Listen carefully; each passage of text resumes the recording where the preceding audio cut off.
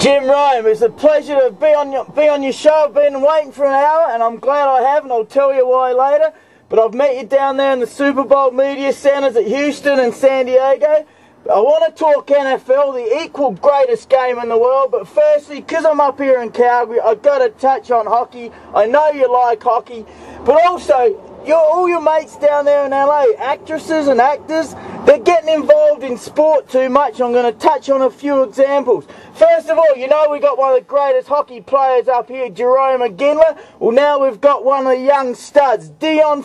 He's a legend, guys. You know what I'm talking about? He signed a huge contract recently.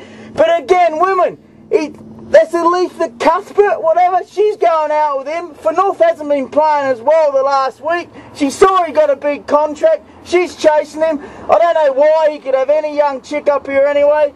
But who would want to go after Sean Avery? I'm not sure on that one.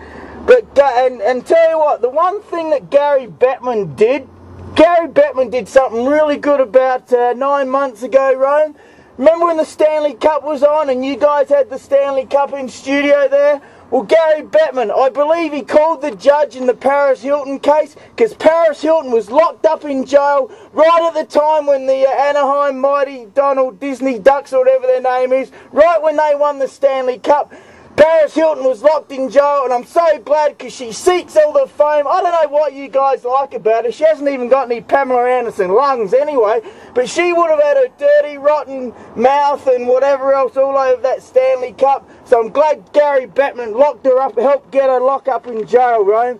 And NFL, whoa, equal greatest game in the world, along with Aussie rules football.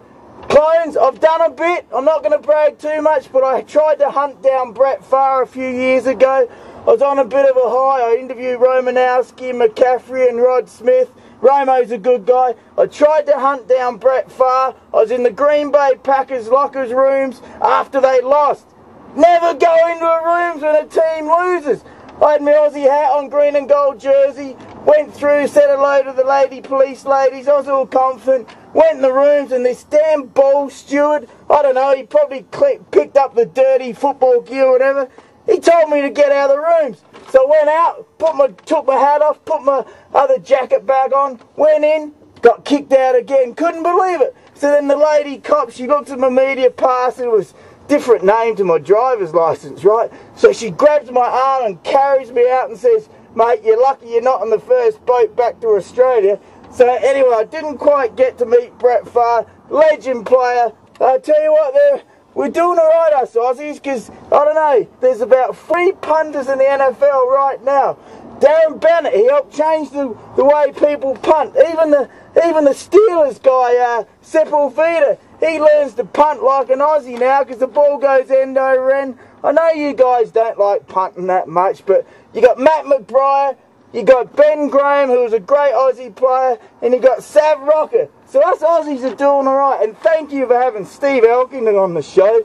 Keeps me somewhat normal up here, you know. And I tell you what else, Jessica Simpson, actresses in Hollywood, Romo. I don't know why America fell for this. Romo, he did his finger.